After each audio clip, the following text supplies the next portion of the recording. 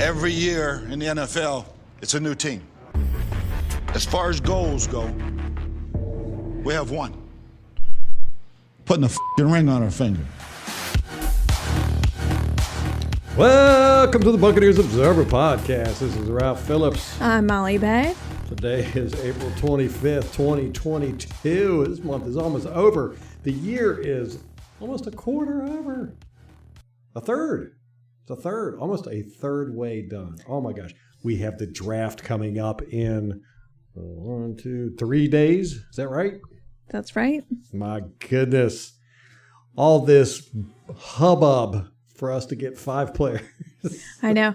And Greg Allman tweeted, and he went back to the draft last year to figure out what time the 27th pick was actually called. Midnight. Yeah, it was like 11:30. Oh my God. We got to wait again. I know. Oh, last year it was miserable. And I cannot stay up that late, so I don't know what's going to happen. That's true. You didn't stay up last year for it? I don't know. I could have swore you did. And then you went to bed immediately after? Probably. Something like that. Sounds Don't about remember. right. Anyhow, we got a good show for you today. We are going to be talking about the draft. Our only draft podcast Yeah. of this season that we will ever have.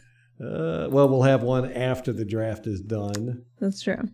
But, That's true. And we may do a Know Your Enemy podcast, maybe. Yeah, we're going to cover a little bit of that today, too. See what it is our NFC South rivals are looking for and who they might draft. Got a list of those people. And we got some news, too, some stuff to throw around. But first, fact checks and follow-ups.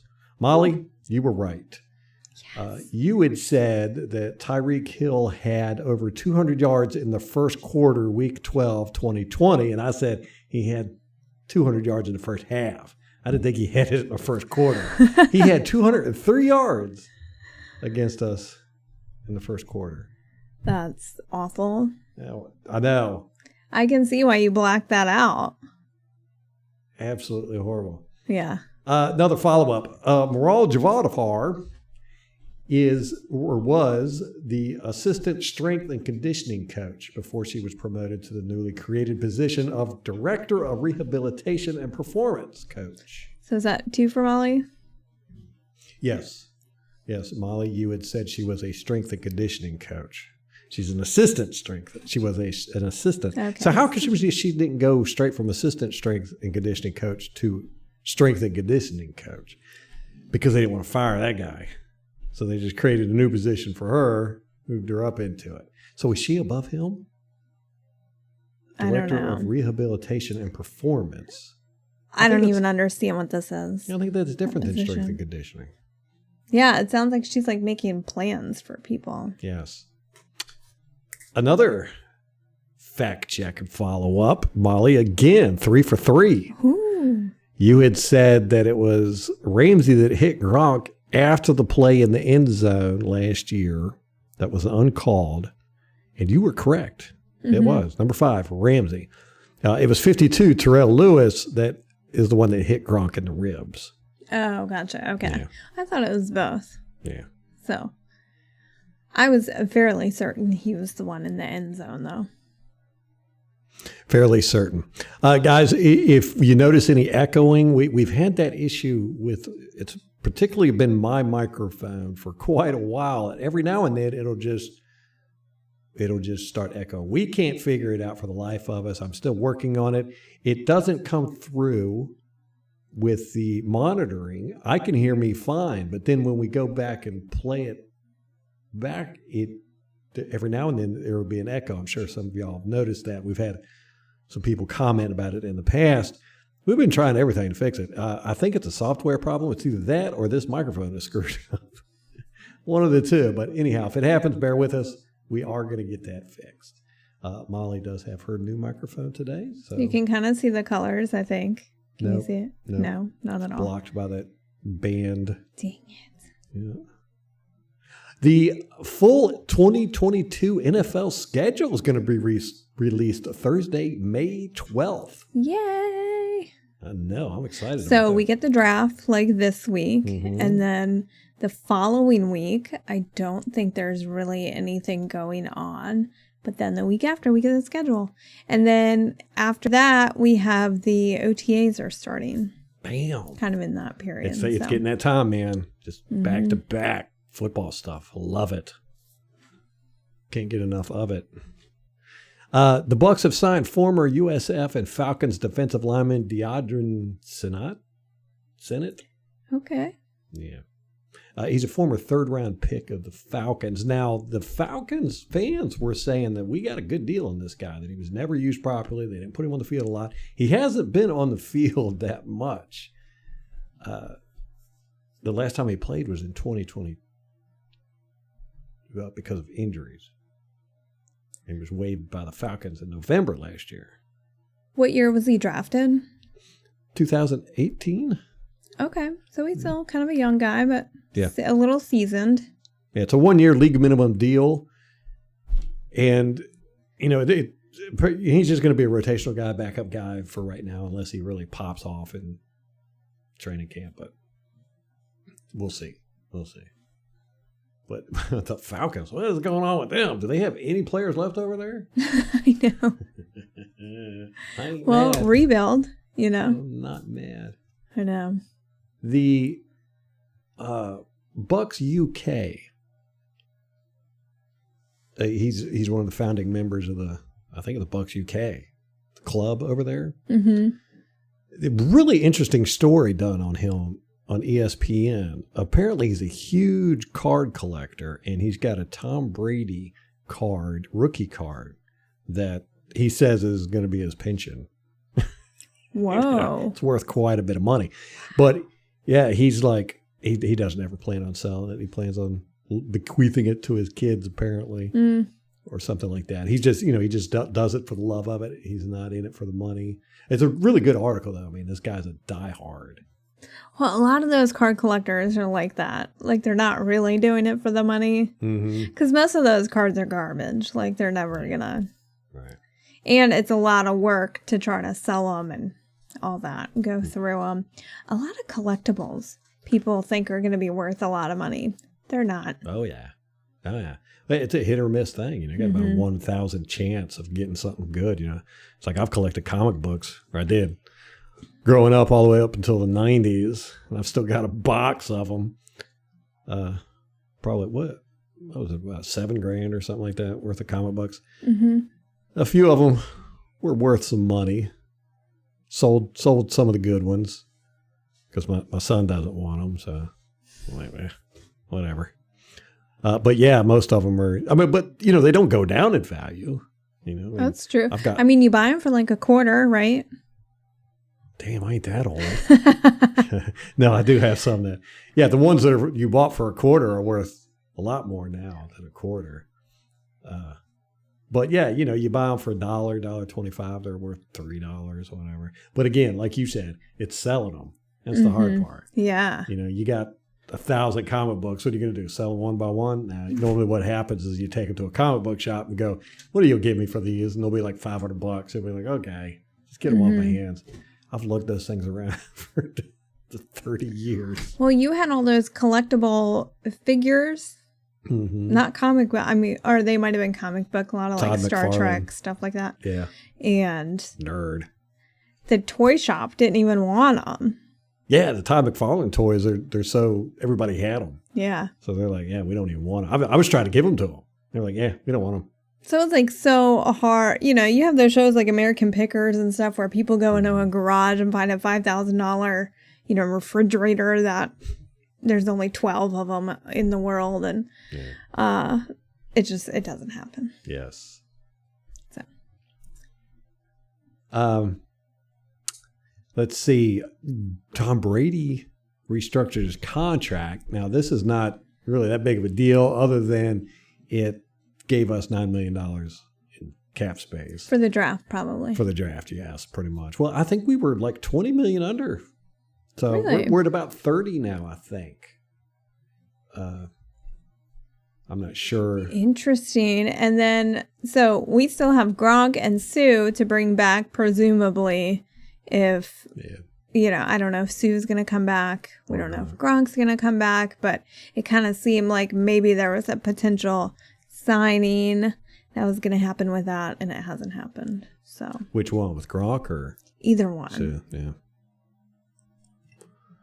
Yeah, let me see. We're at about 13.5 million. Ugh. Yeah. Ugh. That's crazy. I know. That's So barely going to cover our. yeah, so that'll cover the draft and maybe some like veteran minimums. Wherever we got to fill in the holes. Man, we need some money. I know. Yeah, so everybody was hoping that Brady would do a contract extension, because, there's out there with the Miami rumors, people were worried. Ira Kaufman, I was listening to his podcast, and he was saying he kind of has the same feeling I do about this season. He's like, I don't know, man. He said, he thinks that this, there's a possibility that this could be a lame duck season for Tom Brady. I mean, if the Miami rumors are real, and, we had some people comment to us about if, they are real, how are the teammates going to handle that? Knowing that Tom Brady wants to go to Miami or plans on going, they're going to be side-eyeing him. That's how he phrased it, side-eyeing. And, it's a good point. And Ira Kaufman said that, he's got Tom Brady fatigue. He's tired of hearing about the golf stuff, the hoodie stuff, the clothing lines. He was like, I want to hear Bucs news, and I'm just tired of all of it. He's such a boo-bird. He doesn't want to hear Bucs news. He wants to hear bad Bucs news. That's what he wants to hear. Ira Kaufman? Yeah. Come on now. Come on. So, we wanted to hear a contract extension, maybe put another year on there, dump some money that away, but we didn't. I'm not sure exactly how the contract is going to affect cap space next year, dead cap. So I imagine that money just is going to be dead next year. We had to do it, though. I think it is, yeah. So I wish we would have got an extension, too. Just a little bit of a commitment from Brady, The Miami thing, it doesn't make sense to me. I mean, it kind of makes sense to me that he might have put feelers out there to buy a team, buy an interest in a team. I mean, he is a businessman in addition to a football player, so he's got a varied portfolio of interests. So it would not surprise me to learn that he was, kind of kicking some rocks, see what's under there. Yeah, he's probably got feelers out for all kinds of stuff. Sure. And he's done the man in the arena. He's got his clothing line going. He's got his TB12 going. He's got the golf tournament. I mean, he's got so much stuff that he's going. And I imagine he's got a ton of stuff we don't know about, that he's involved in. So that wouldn't surprise me. What would surprise me is that Miami was talking about offering a 2nd-round pick. Are you out of your fucking mind? Yeah, that's the thing. Yeah, Tampa would not like, have given what him an up. insult. I'd be like, take that elsewhere. Yeah, Bruce Arians said that they were not going to trade him to anybody. But if they did, it would cost a lot. And he was asked what? And he said 5 first-rounders. And that might have scared everybody off. Thinking, Good. But Don't touch our Brady. Exactly.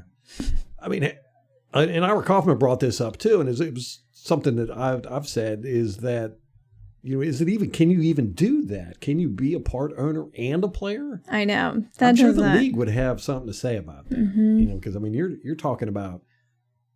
I mean, it's bad enough with all the gambling stuff, but I mean, when you're an actual investor in the team and a player, you could make stuff go all kinds of sideways. Yeah, and just as a leader of the team, like how do you lead men that you're paying? Right. Yeah. I mean, like in the huddle. Right. I don't know. I just don't. How do you build a camaraderie, like a team like that? I just don't think. I don't know. Yeah, I think it's too close. I mean, ownership is very far removed from the team. Like they probably see any number of the players, a handful of times a year at Bucs events, like Christmas parties or whatever. Like they're not fraternizing with the team. So I can't imagine having an owner in the locker room. Right. Yeah, I agree with you 100%. It just seems like it would have just been way too much weird stuff going on there. And it would have been unprecedented. I don't know. I think I could see him, wanting to be a part owner maybe, but going and playing and being part owner, it just didn't make sense. And then the team isn't really there. Like they kind of have a ways to go. Yeah. Right. Well, they got Tyreek Hill and Weddle to throw to. Yeah, I mean, they made strides, and we talked about Brian Flores, how he was a winning coach in the last couple of years. But, I mean, there's a new coaching staff, and, you always anticipate a rebuild when that happens. Good point. So, and the whole Miami thing just doesn't make a whole lot of sense to me, but. Yeah. Our boy James, Mr. Bucks Nation, he is a fellow fan fellow fan YouTuber. He got an interview with Bruce Arians, and it was great. He did a really good job, and he got some good information out of Bruce. Of course, Bruce is very, very open to guys, but I thought it was just so awesome. I mean, here it is. Bruce Arians is sitting down with basically a fan and, just answering questions from him. But Bruce Arians said this. He was talking about his new position, and he said, "It's a wonderful thing for me. I get to go to work anytime I want." And he had this huge grin on his face when he said that. And I was like, I bet that was very appealing. He doesn't have to get up early, come in early. He was never a stay late guy anyhow. So he gets to basically just come in and do whatever he wants, whenever he wants, from the sounds of it. So that's interesting. Well, he's about retirement age, isn't he? Like, how old is he? I think he's 70. About that? He's probably ready. What is retirement age now? It's like 70. Okay, he was born in 52. Yeah, he's 70. October 3rd, 1952. So he'll be 70 this year. Retirement's in the 70s? No way. Get out of here. Mm-hmm. Well, it depends on what year you were born. Like it can be 62. That's early. And any time between like 62 and 70 is retirement age. 67. Okay. Varies from 65 to 67. But for like your age, it's 70 at this point. No, I'm not saying you're old. I'm saying that they've changed the rules for retirement. Man, whatever. I ain't never retired anyhow. I don't care. You're already retired. He also said that James asked him about if there was any extra motivation this year because of the way the year ended last year. And Bruce Arians said, nobody on defense wants to remember the last 42 seconds of the Rams game. So we've got a lot of motivation to not let that happen again. Yeah, no kidding. Oof. But then, and here's a segue, he was asked about the draft, and Bruce Arians said that's what he's majoring on. He said he spent more time with this upcoming draft than he has in all his previous years combined. He said that it's a good year for quality linemen, both defense and offense. And my ears picked right up. I was like, oh, is that where we're going? Yeah. The trenches. Yes. God, we have so many offensive linemen, though. You can't ever have enough good offensive linemen. He also said it was a solid draft for rounds 3 through 5. A down year for quarterbacks. He said that. Well, good thing we don't really need a quarterback. And 3 through 5, we got 2 picks in there. So. Yeah. So Molly, what is our picks? Okay. In the upcoming draft.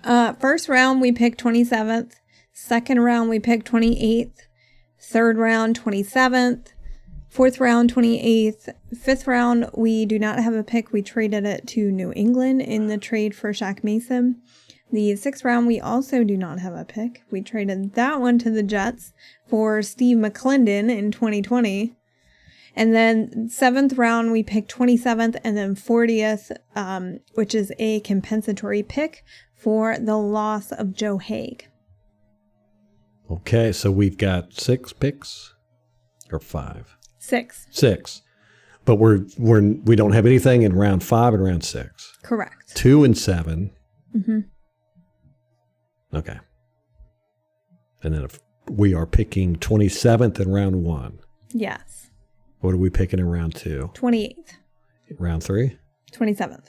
God Lord, so we're at the bottom of every round. Mm-hmm. Round 4. 28th. What? Are you serious? How does that happen? Yeah. How did we manage that? Oh man. It's All not right. a snake draft. It's the same, you're in the same order every round. It's not fantasy. Oh.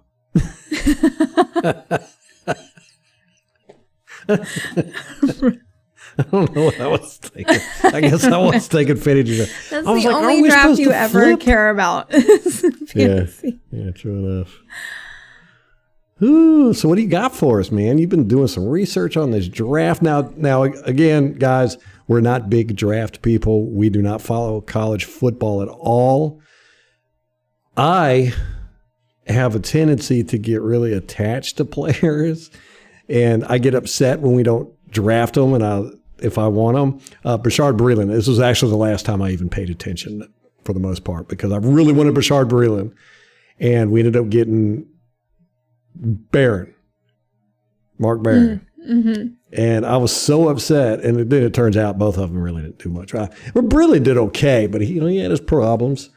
And, Barron did okay, but neither one of them turned out to be what I expected. Mm-hmm.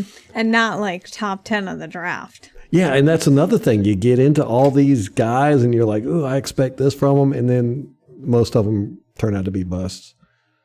Yeah, and it really depends on your draft position. If Mark Barron's picked in third round, you're like, oh, Yeah, okay, that that was been pretty decent pick. value for what we got. Yeah, but he was because like number picked, 7, wasn't he? I thought he was up there. 5th, but he might be 7th or 12th, one of those. But because he was picked so high in a first rounder, we never felt like we got the value for him. 7th, yeah. He was 7th. 7th overall Okay. in the 2012 draft. Crazy. Just seems like a lifetime ago. That was a decade ago. Wow. What? Yeah, it's been a decade since we've really kept up with the draft. Last time he played Barron was in 2019 with Pittsburgh. Oh, I had forgotten about that. Yeah. I just remembered he went to the Rams. Mm-hmm. So. Yeah, he was with them for quite a while. 4 years. And played a linebacker. Or wait. Yeah. He was drafted as a safety. Played as a linebacker. Okay, so I went through the Bucs roster, and these were the positions where I identified some holes where we could potentially think about drafting somebody there, depending, again, on the value that we're getting for where we're drafting. So tight end, we've talked about this before. We only have Brate and Codey McElroy on the roster. So I would like to believe that Jason Licht knows that Gronk is coming back. Gronk has said, I'm coming back. I'm just not coming back until I don't have to do like OTAs and stuff. Like I'll come back after that officially. I think the draft will be a big indication of whether that's true or not. I don't know if that's true. I just hope, best case scenario in my mind, that is true. But if not, we got a big hole at tight end. We only have 2 there. And Cam Brate arguably is the higher, the better talent, I guess you could say. So we could really use another tight end. Any tight end would have to primarily be a blocker because that's how they're used in our system. Gronk is kind of a special case, I think. Well, that was how it was used when Arians was head coach. We do not know if Byron and Tom Brady are going to unleash the tight ends and be less of a blocking team. We don't really know what's going to happen. I would imagine it's going to be pretty much the same, but we don't know. We don't know. Well, they asked Byron about that today. about the offense changing. He said, it's pretty much going to be the same. Okay. So Now we'll find out if he's a liar. I know. We'll see. We'll see what Tom had to say about that. And to your point with Rob Gronkowski having a kind of a gentleman's agreement with Jason Licht saying, look, I'll come back after, OTAs and stuff. Or whatever. Again, we don't know if that's true. Right. Yeah. This is just speculation. No information. Speculation that if Jason Licht and them feel or know he's going to come back, they will not draft a tight end high. Mm-hmm. They'll probably draft one anyhow in the later rounds. But, if they shoot for a tight end in the first round or second round, then we know they don't think Gronkowski's coming back, or they're just hedging their bets. But would you if Gronkowski said he's coming back, would you take that chance of missing out on a high draft pick? No. Right. It's like you gotta pick win this draft as though he's not coming back. Mm-hmm. Same thing with Sue. We don't know what's going on with Sue, and we're kind of thin there too. Mm-hmm. Mm-hmm. Yeah. So, I think you're drafting based on who you currently have on your roster. So to me, I would take a tight end, and I would take a tight end early so you can get kind of a stud. Because with the tight end pool, and it's kind of, you have a handful of elite tight ends. You got Dawson in Buffalo. You've got, help me out here, Ralph. You got Gronk. You got elite tight ends. Who? Kelsey. Mm-hmm. Kelsey, Kittle. So you have a handful that are like studs. And then the drop-off is huge. Yes. Yeah, you can't hardly name any tight ends. I mean, who's the tight end?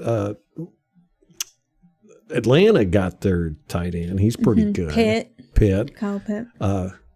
He's not elite yet. We'll see. Could be. But who's the Panthers tight end? Who? Greg Olsen. It's the last Panthers tight end I can name. Right. Yeah. If you even look back in history, you look at Gonzalez, Olsen, Turley, Jimmy Graham. Yeah, there's been very few. They are few and far between. Mm-hmm. So, yeah, that's a tough one. So who do you think? Who do you think they're going to go for in the first round? Do you think tight end or? No, I don't think so at all. No. Really? No. It would surprise me if they drafted one, to be honest. If they drafted a tight end? Yeah. Really? I want them to. I just don't really foresee it happening. No, they kind of bring in the guys that are, Codey McElroy, like who the hell is that? Darren Fells. Who the hell is that?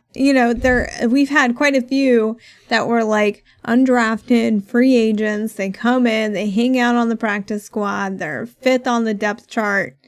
There's no one in front of them.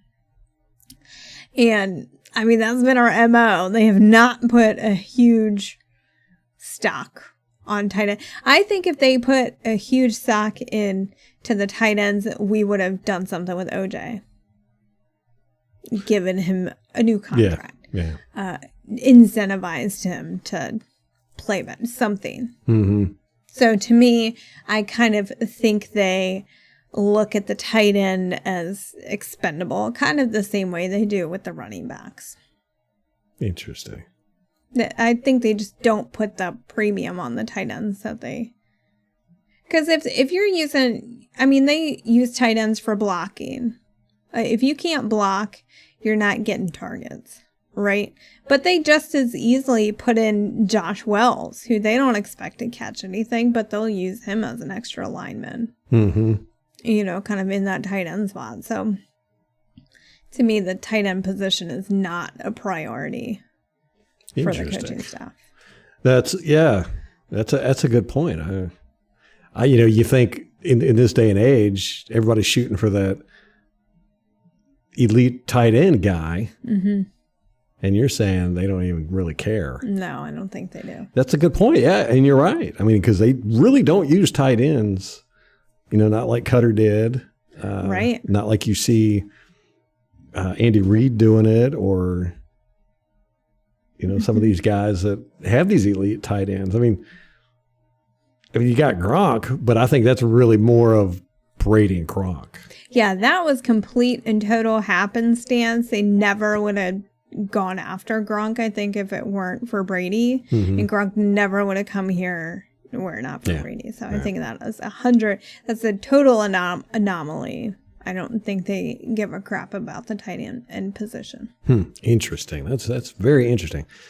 The Trey Mcbride is a tight end who from Colorado State. He's supposedly the number 1 ranked tight end in this draft, and he's projected to go in the second round. Really? Yeah. So. Okay. And with us picking so late, I just don't see us, somebody like that falling to us in the second. We picked 28, so I don't foresee us getting somebody like that. The next position I've kind of identified is running back. We currently have 4 on the roster: Gio Bernard, Leonard Fournette, Keyshawn Vaughn, and Kenyon Barner. I guess the question is, are we comfortable with the 3 options behind Fournette? Personally, I am not. Last year with Fournette, we at least had Rojo, who had starting experience. He was a higher draft pick, right? And, I think Rojo was more proven than these guys, with the exception of Gio Bernard. But Bernard, couldn't stay healthy last year, so that didn't really help us. So Keyshawn Vaughn is a huge concern for me. Kenyon Barner, I mean, he is a 3-time Super Bowl champ, so I don't think that we need to talk about him in this equation.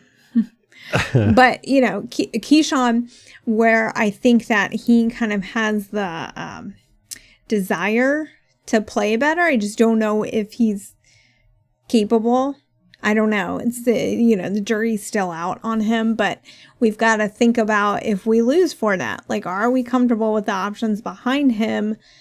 For me, the answer is no. So I would like to see a running back early. Second round, third round? Yes. Interesting. Yes, Ronald Jones was drafted second round, 38th overall. That's what I thought. Okay. So you alluded to the defensive line. We currently have 7 on the roster. We normally keep 6.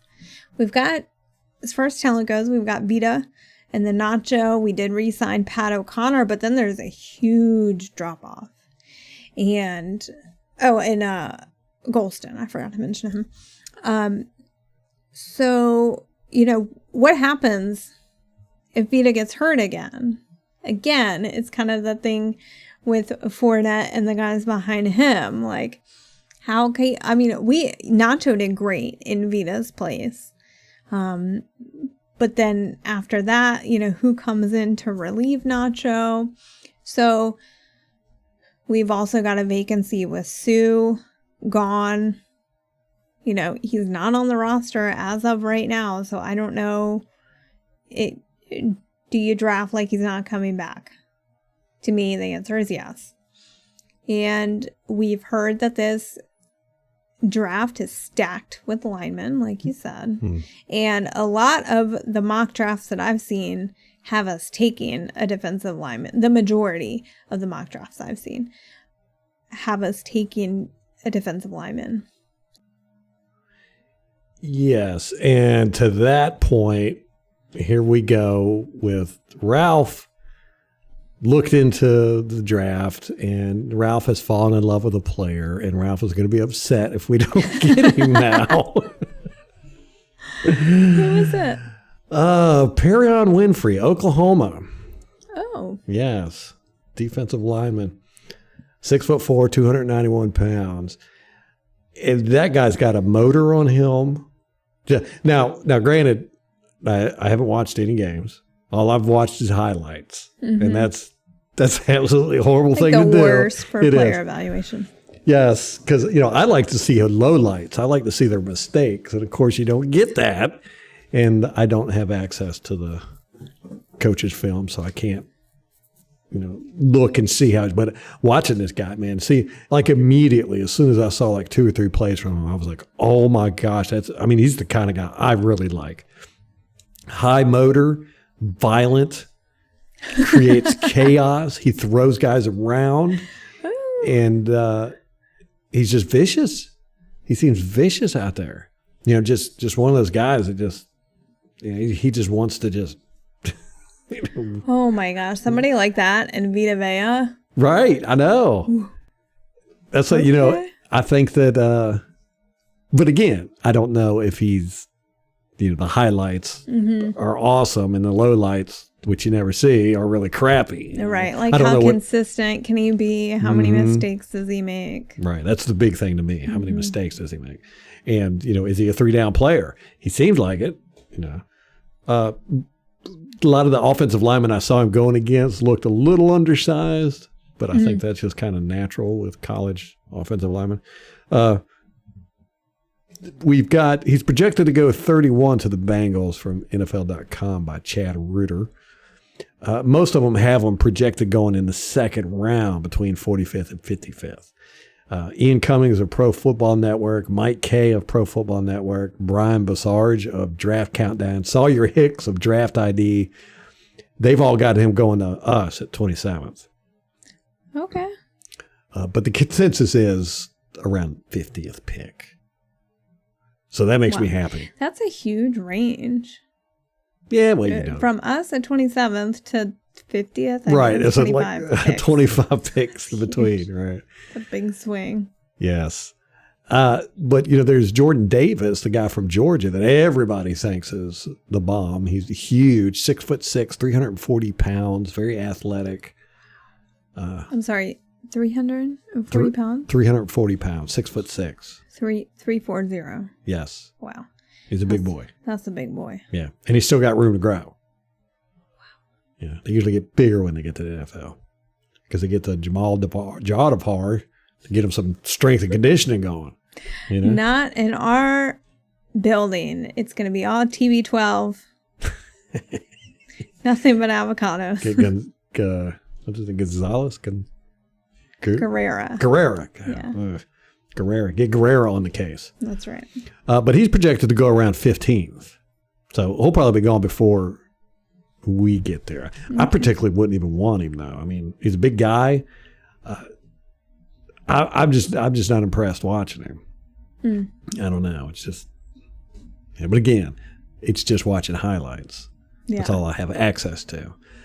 We got McCall from Kentucky, DeMarvin Leal from Texas A&M, Devontae Wyatt from Georgia, Fedarian Mathis, Travis Jones, Neil Farrell Jr. from LSU, Haskell Garrett from Ohio State, Zachary Carter of Florida Gators, Thomas Booker, Otito Ogbonio, I know I didn't say that right, from UCLA, and LeBrian Ray from Alabama. Those seem to be the top dogs in the draft. But from what I saw, I like this Perion Winfrey. I tell you, I am, and it's only been a day, and I'm like, oh my gosh, if we don't get him, I'm going to be so upset. This is what I hate about the draft. And just now, like, if you had known about him a month ago, you could have been lobbying this whole time. Yeah, I know. So I should pay more attention to this crap. But to see if we don't get him, whoever gets him, I'm going to be following him. And then watch 3 years from now, but I'm going to be like, man, I'm glad we didn't get him. He got domestic assault charges. Or just fell off, injured every year. Right. So, this Perion Winfrey, Oklahoma. I think he's our boy, man. All right. Well, because I think we're going to go defensive lineman. Yeah. Between what Arian said, this is a good year for the linemen, both defense and offense. We don't need an offensive lineman. It'd be nice to have, but we don't need one. And especially not in the first round. I mean, a first rounder, you expect to play. Yeah, like Tristan Wirfs. Yeah, we're set. Right. Of our starting offensive line. Mm-hmm. Even our depth, we've been developed. They got Nick Leverett, they got Hainsey, they got quite a few guys that we've had for a couple years. We've been developing, and they are solid depth. So I just don't see us drafting offensive line. No, not early.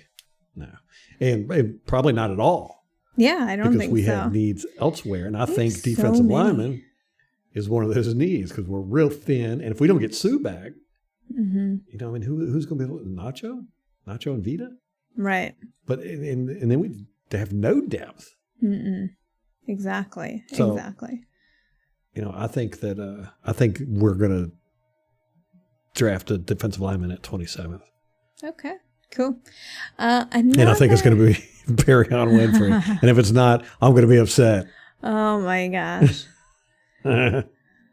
So is it like once a decade you pick a player you want to draft? Yep. Is that how it's going to go?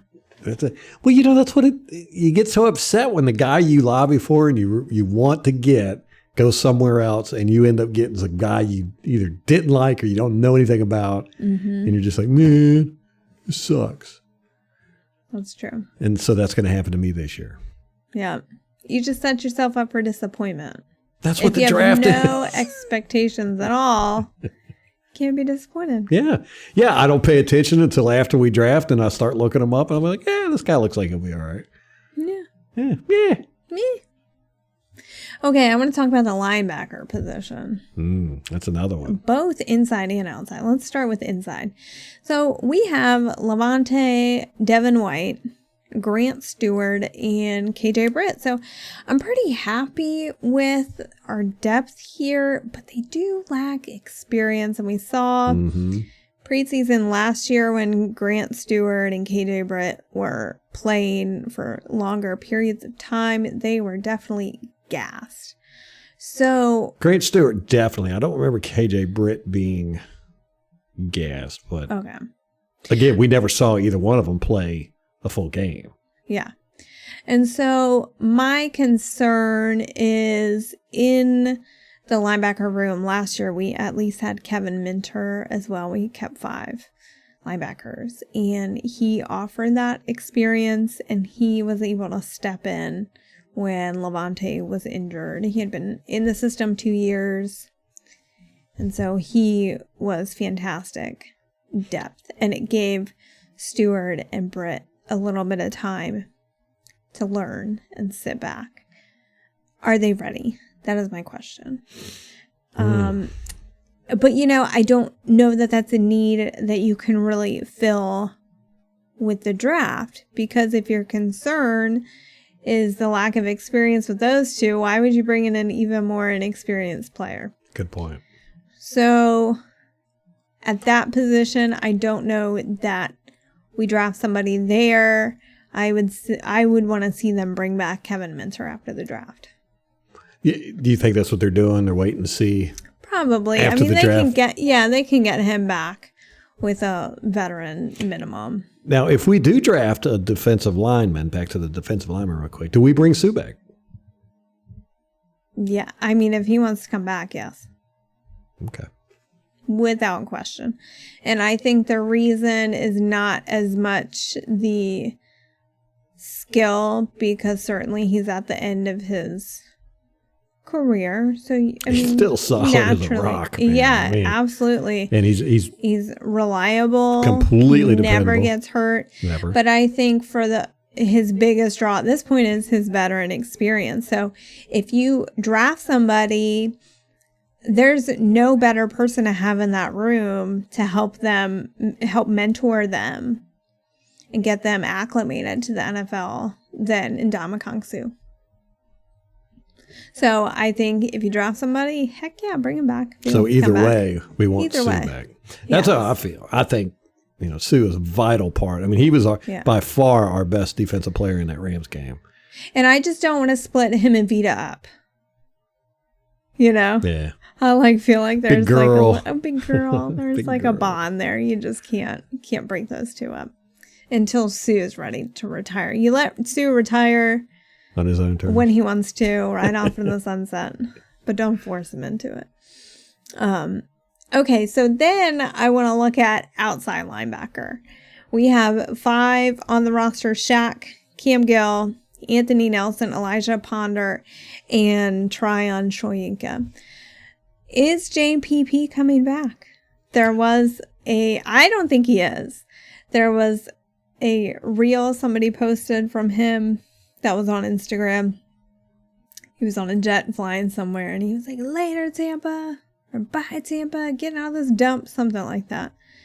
And so to me, he was gone. He was going to Mexico on vacation.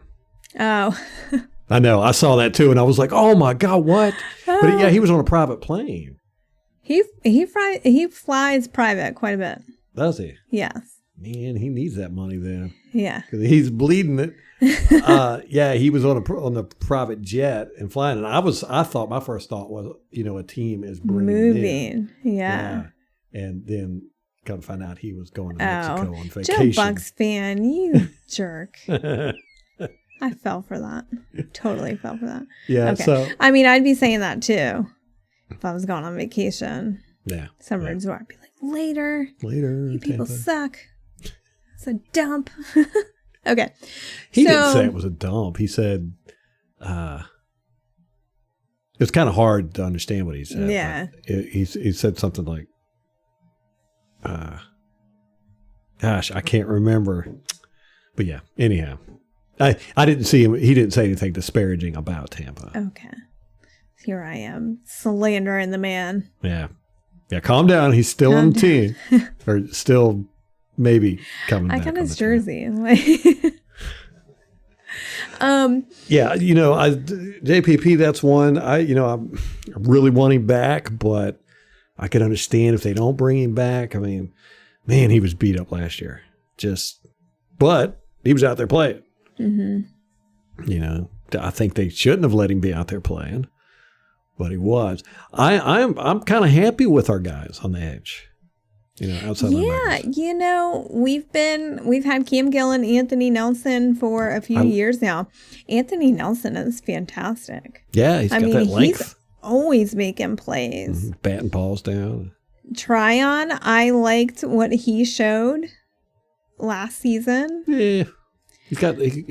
Him and Cam Gill, I think, are very interesting. They're fast. Mm-hmm.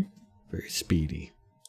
And of course, Shaq Barrett. But, I wonder, is Shaq Barrett the type of veteran to lead all these young guys? Yeah, right. I think JPP is. That's what JPP are, kind of like Sue. He's definitely one to keep them in line. I don't know if he's a 100%. leader. Yeah. But he's definitely a disciplinarian. Yeah, exactly. He's not going to let you screw up. Yeah. Hold you accountable. Yes. Do you bring in a guy in this room in the event that one of these guys moves on in the next few years? Right. Shaq, not Shaq, we got him under contract, but Cam Gill, Nelson, Tryon we've got for four more years, presumably. I don't know, that might be something you do in the next couple of years, maybe. Yeah, now. it's not right. It's pressing. Not as pressing right now. I think I'm with you. I think it defensive lineman, running back, tight end, maybe cornerback. I looked at cornerback and safety, and I was so thrilled to death with all of our depths. I was like, "Ooh, I love all these guys." There's no.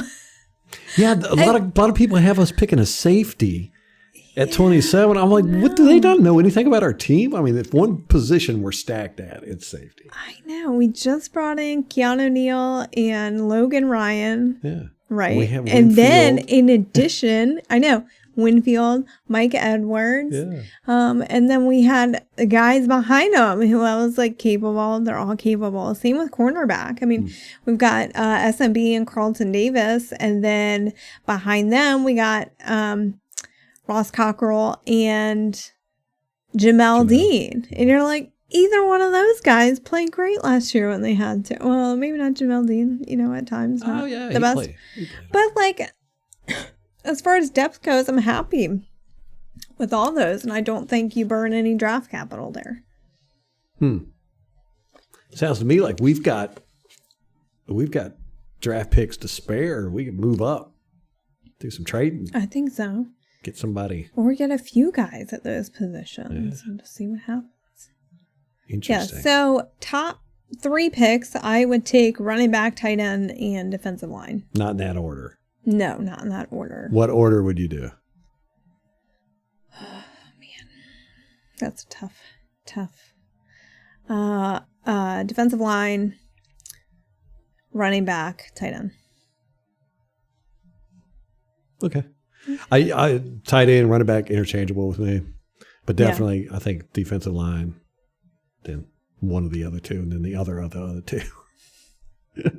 Yeah. I don't know anything about the tight ends or running backs in this draft, so. I don't either. I watched some game film, fall in love with one of them. And then, Gosh, you fall in love with these guys easily, Ralph. no homo. You need to be a little more picky. Yeah. The running back room, oh man. It's concerning to me. It scares me. I don't like that. as far, Leonard Fournette, great. Giovanni Bernard, great pass catcher. Right, but I don't see him as like a 1-2 punch with Fournette, the way that Rojo could be. Right, yeah. I don't see Bernard being a runner. No, at all. A pass catcher. So do we have a runner besides Fournette on our team? I don't think so. Kenjon Barner, he's won 3 Super Bowls in the past 5 years. I know. He's got more Super Bowl rings than Eli Manning, Peyton Manning. Okay, I've Brett always said that you have a Super Bowl ring and it makes you elite. I've always said that. And Eli Manning was a real challenge to that rule. Yes. Just by looking at, watch him play.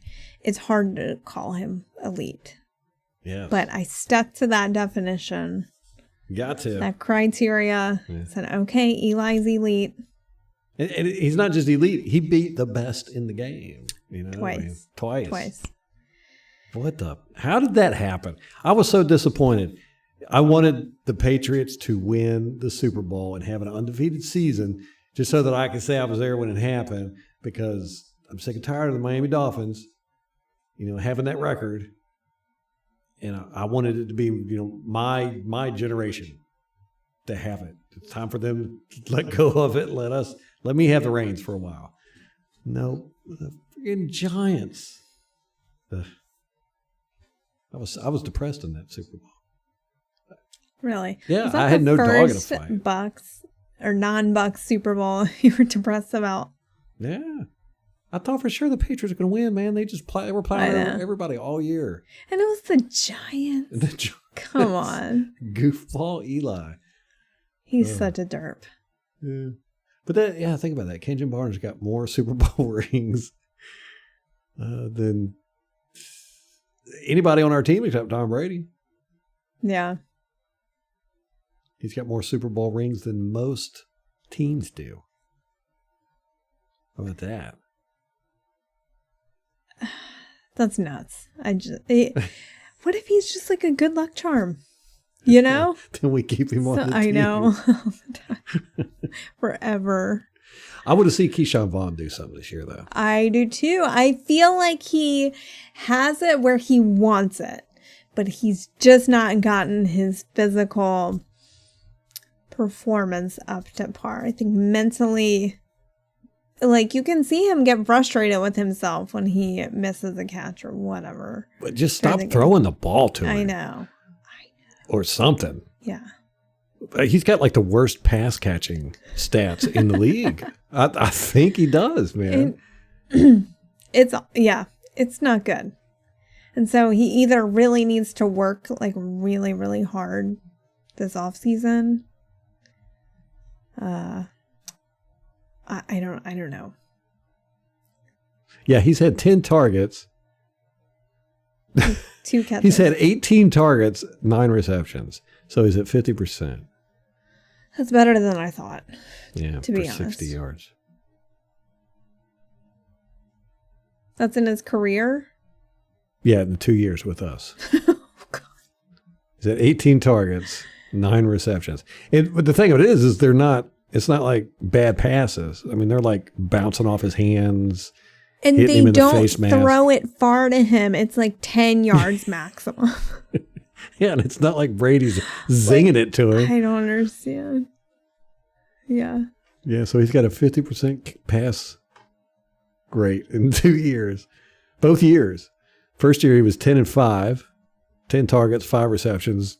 Last year he was 8 targets for 4 receptions. Oh my God. So yeah, just stop talking about it. He's got 3 fumbles too on 71 carries. Oh God. Ugh.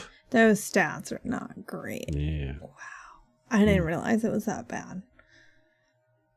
But we burned like a second on him, didn't we? Third, maybe? Third, yep, 76 overall. I don't know. Don't know either, man.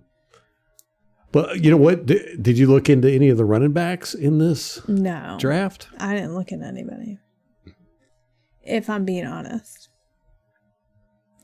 You can't evaluate these guys based on what sports journalists write. Yeah, it's just hard to. For sure. I can't trust you people. So. Yeah, it looks like Breece Hall is the number 1 ranked running back in this draft, and Isaiah Spiller, and then Kenneth Walker the third. So we got from Iowa State, Breece Hall is from Iowa State, Isaiah Spiller, Texas A&M, and Kenneth Walker the third from Michigan State. Okay. Yeah. I mean, where are they going to go in the draft? Nobody drafts running backs in the first round anymore. I mean, their stock has just gone down so much. I feel like Ezekiel Elliott really screwed all the other running backs, I think. You think that's what it was? Yes. He just ruined it for everyone. You know, it's like Todd Gurley.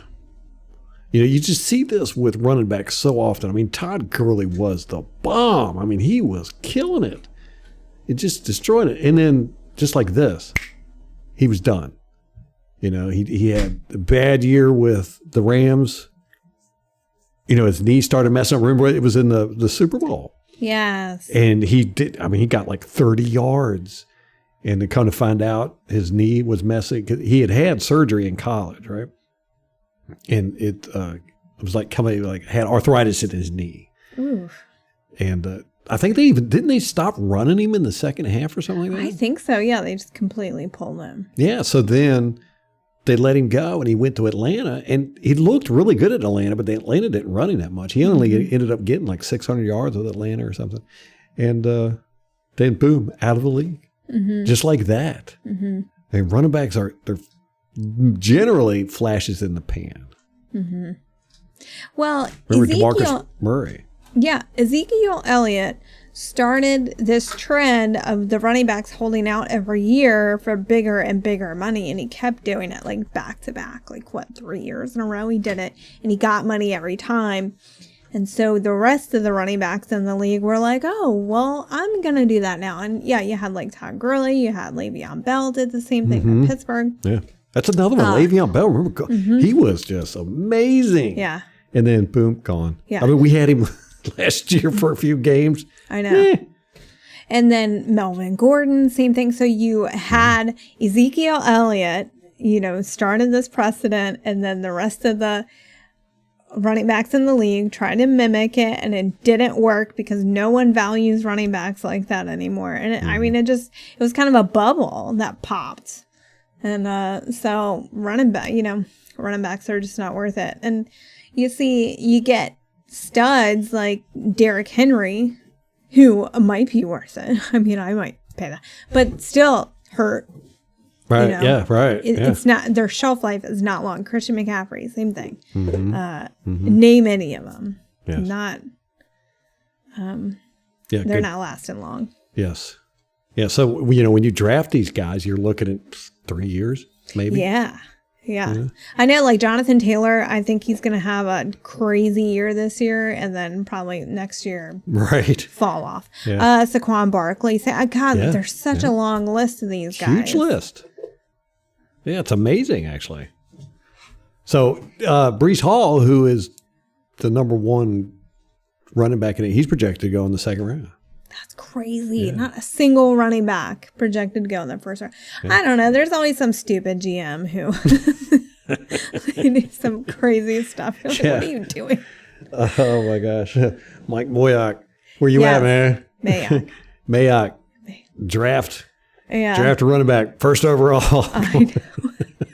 Some obscure running back nobody's ever heard of. Yeah.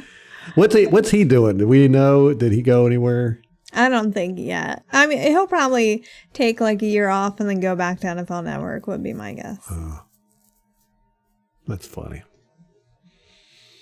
All right. So I was going to cover the rest of the NFC South. Well, we could do that real quick.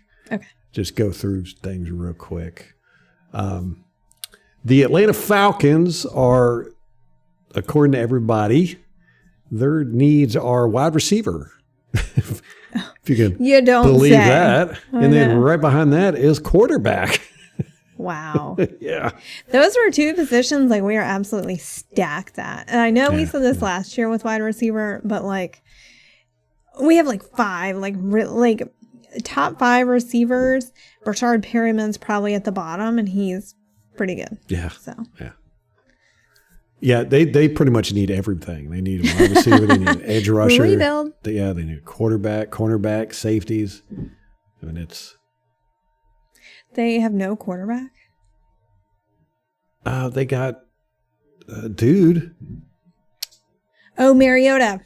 Right, yeah. James Winston Mariota. I forgot about that. Okay. Evil laugh you got over there. So everybody, the consensus is Garrett Wilson from Ohio State, wide receiver, going to Atlanta. They have the 8th pick in the first round, so you'll be able to see that if you stay up late or don't stay up late. And then they have the 43rd pick in the second round, and we've got it looks like a corner going, or an edge rusher going to them. So, yes, Cameron Thomas from God, they need an offensive line. They've needed an offensive line for they always a decade. Yeah. Why are they not drafting an offensive line? They don't believe in protecting guys. That's why they got Mariota. I don't think he's ever had an offensive line. Yeah. So that is what the Falcons are probably going to be focusing on, as a wide receiver. It's amazing. How does that happen? Just a couple years ago, they were stacked at wide receiver. Yeah. Julio Jones, Russell Gage. Mohamed Sanu. The guy who... The other number 2. Oh, my gosh. I've had so many. Yeah, he got booted for being a bonehead. Oh, Calvin Ridley. Ridley. Yeah, Ridley. Yes. I mean, that team just imploded. He had other stuff going on, though. Beautiful to see. Carolina, what do you think they need? Everything. Quarterback. What? They got Sam Darnold. They need a quarterback. He just reinforced it. And this is not a very good draft as far as quarterbacks is concerned, according to everybody, including Bruce Arians. Yeah. But it looks like the Panthers are going to get Kenny Pickett from Pittsburgh. Is what most people are saying. Desmond I want to Ridder, hold us accountable Cincinnati. real quick. Remember we talked about, we said in a couple of years they're probably going to draft Baylor's quarterback because that's who Matt Rule had. We said that. So that's a good point. Probably not. I don't think Who was their quarterback? I We don't looked it all know. up. We did like a whole. I know we did like a thing. It. We're like, oh yeah, they're probably going to draft him. Let's look at that. I just thought about that. Yeah. So apparently they're not doing that. Well, we don't know. They need a quarterback though. It'd be perfect perfect opportunity for him to do it now. And I think we had said that he didn't make himself eligible last year. Yeah. So it was this year. Man, did they do this on purpose? That is so funny. I don't know. You're looking it up now. Yes. They also need offensive linemen. Oh, do you think they're going to go 7 straight defensive players again? Remember they did that last year? Maybe they'll go 7. Yeah. Maybe this year they'll go 7 offensive players. Gary Bohannon? That might have been it. I don't know. Charlie Brewer. Charlie. It was that one. Charlie Brewer. Yes. Okay. He transferred to Utah after Oh. Matt Rule left. Matt Rule left. Interesting. So has he declared for the draft? I would imagine. No. Huh. Maybe he don't want to play NFL. He's too scared.